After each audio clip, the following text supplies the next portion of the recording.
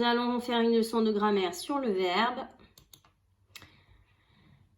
Petite révision, le verbe est un mot qui varie selon indicatif, impératif, infinitif, participe conditionnel, subjonctif qui sont des modes. Ou alors, je, j'y, première personne du singulier, tu, deuxième personne du singulier, il, elle, on, troisième personne du singulier, nous, première personne du pluriel, vous, deuxième personne du pluriel, il, elle, troisième personne du pluriel, qui sont des personnes. Il varie également en fonction du présent, passé composé, imparfait, plus que parfait, futur, futur antérieur, passé simple, passé antérieur, passé, qui sont des temps. Donc, le verbe varie selon le mode, la personne et le temps. Il y a des verbes comme parler, raconter, penser, courir, qui sont des verbes d'action. Et il y a des verbes qui expriment un état du sujet, comme être, paraître, sembler, devenir, demeurer, rester. Ce sont des verbes d'état. Pour trouver le verbe, il faut utiliser plusieurs méthodes. Attention, j'insiste, plusieurs méthodes pour être sûr de ne pas se tromper. On va prendre un exemple. Les chevaux galopent dans le pré. Première méthode, poser la question. Il s'agit de. Cela permet aussi d'avoir l'infinitif du verbe, d'où l'intérêt de cette méthode. Il s'agit de galoper. Deuxième méthode, changer le temps. Pour changer le temps, on utilise les mots hier, aujourd'hui, demain et on regarde quel est le mot qui change. Donc, si je fais un exemple ici, hier, les chevaux galopaient dans le pré. Demain, les chevaux galoperont dans le pré. Le mot qui change, c'est le verbe, c'est-à-dire galoper. Troisième méthode, mettre à la forme négative en utilisant bien sûr ne pas, ne jamais. Et le mot qui sera entre ne et pas ou ne et jamais sera le verbe. Exemple, les chevaux ne galopent pas dans le pré. Les chevaux ne galopent jamais dans le pré.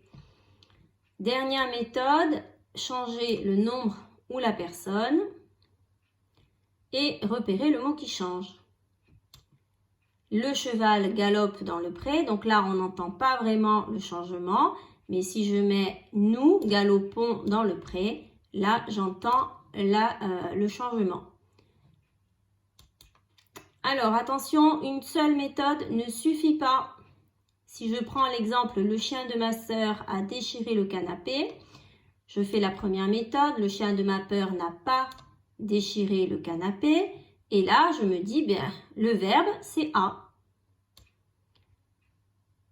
Mais c'est faux. Si je fais une deuxième méthode, il s'agit de déchirer. Et là, je vois bien que le verbe est déchirer.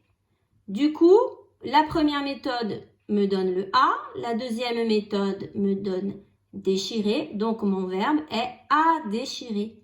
C'est le passé composé. Donc, lorsque le temps est composé, une méthode ne suffit pas. Donc, il faut se méfier. Lorsqu'on trouve le verbe avoir et le verbe être, qui sont des auxiliaires, le temps peut être composé. Donc, il faut toujours faire au moins deux méthodes. Alors, retrouve le verbe dans les phrases suivantes. Demain, mon frère et moi partirons faire du ski dans les Alpes. Première méthode. Demain, mon frère et moi ne partirons pas faire du ski dans les Alpes. Le verbe est donc partiront. Deuxième méthode. Il s'agit de partir. Le verbe est donc partiront. Mes deux méthodes me donnent la même solution. Deuxième exemple, les hirondelles reviennent au printemps. Les hirondelles ne reviennent pas au printemps. Première méthode, le verbe est reviennent. Deuxième méthode, il s'agit de revenir. Donc, j'ai bien pour verbe reviennent. Troisième exemple, les chiens du chasseur se sont perdus dans le maquis. Première méthode, les chiens du chasseur ne se sont pas perdus dans le maquis. Donc, le verbe est se sont. Deuxième méthode, il s'agit de se perdre. Et là, je me rends compte que je suis en présence d'un temps composé. Le verbe est donc se perdre. Ici, se sont perdus. Voilà.